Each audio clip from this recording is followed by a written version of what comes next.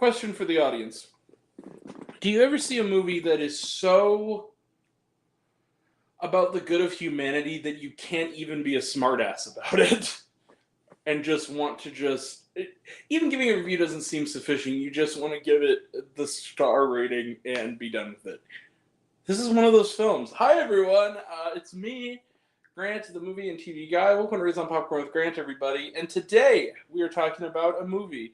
Movies and TV, that's what we do here. And it's early review time, everyone. We are here to talk about a movie. Movies and TV, that's what we do here. And that movie is Kiss the Future. Kiss the Future is a documentary film that is having a theatrical run starting Friday, exclusively in AMC theaters only, but then after its theatrical run, it will be available to stream on Paramount Plus.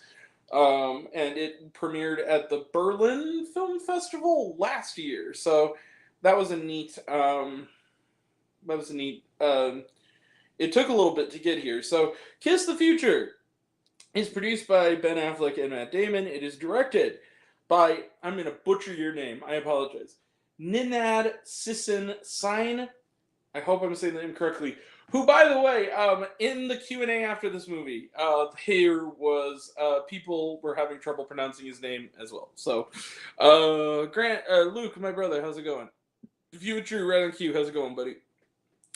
So, Kiss the Future is a documentary film, and it's about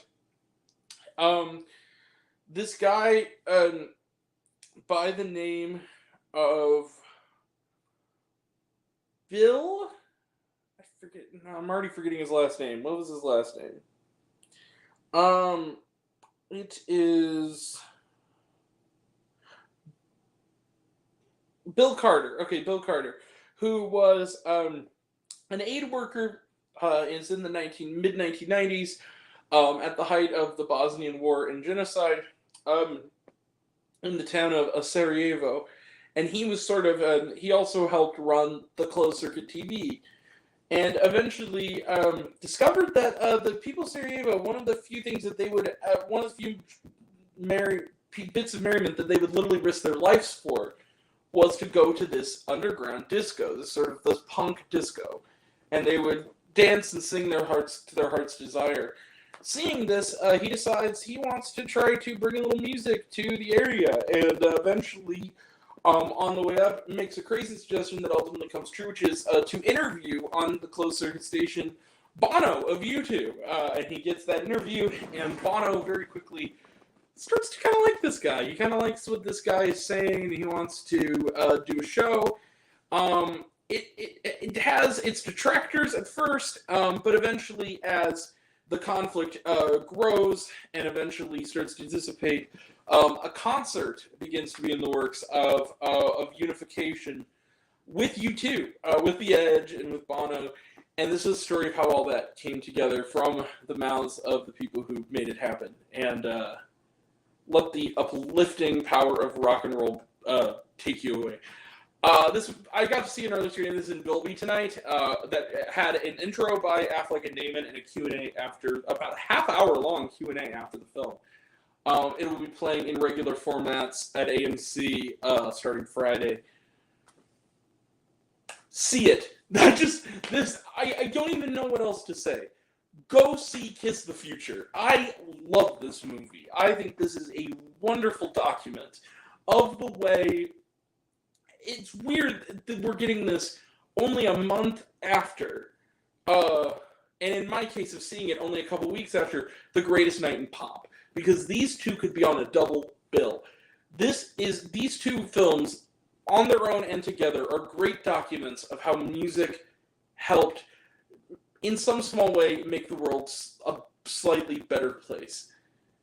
This is an amazing documentary, and what I love about this film is that Bono, for instance, who has been accused by a lot, I'm a big U2 fan also, of course, who has been accused by a lot of people of trying to take on causes for the sake of his own ego.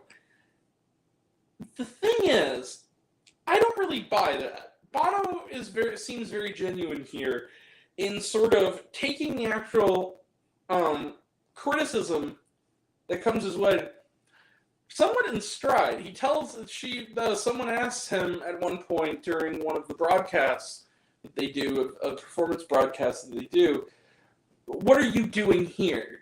What are you doing here for us? And he says, you know what? You're right.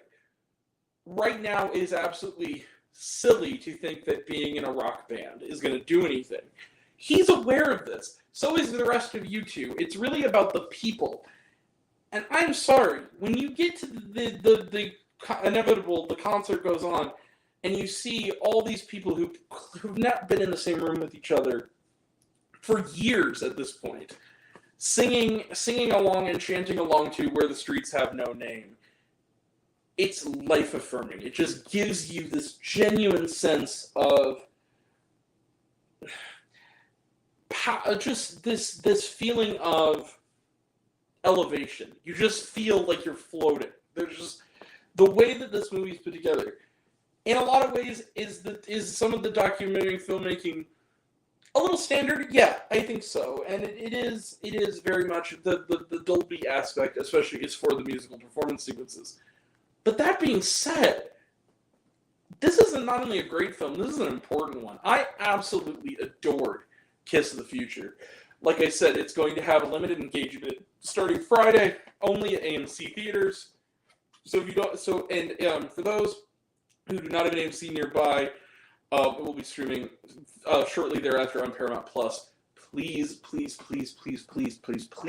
however way you can, see Kiss the Future. I love this movie. I was the only one in the theater. Mainly, and it was the Dolby. Maybe it's because it was a Wednesday night. Like, I get it, but holy crap, y'all. Go see this movie. Kiss the Future, yeah. And I am going to give this, yeah, you see it. Bang. 5 out of 5 stars plus for Kiss the Future. This is one of the best films of the year so far. I love this film. Just a terrific film. It currently is sitting at 100% on Rotten Tomatoes, too, I might add. Go see this film. This is an absolute winner. Like I said, select AMC theaters starting this weekend, shortly after on Paramount Plus. However way you can, watch this film. All right. That being said, Kiss the Future. 5 out of 5 stars plus. Let's close the book on it. Trailer trash. Let's talk some trailer trash. And then I'm gonna hit the sack because I am exhausted. Unsung Hero, talked about it, looks good. In the Land of Saints and Sinners, talked about it, looks good. Although I've got to be real, I kind of wish old Liam Neeson would come back. Not action hero Liam Neeson. I'm kind of sick of that guy. Back to Black. Now we're talking. I'll say this. I loved Amy Winehouse. I was a fan of hers, and I was really sad when she died. And I loved the documentary, Amy, which is about her. I can't wait for this. This looks really good. One Life, talked about it, looks good. Arthur the King, talked about it, looks good. And was there shawarma? No, there was not.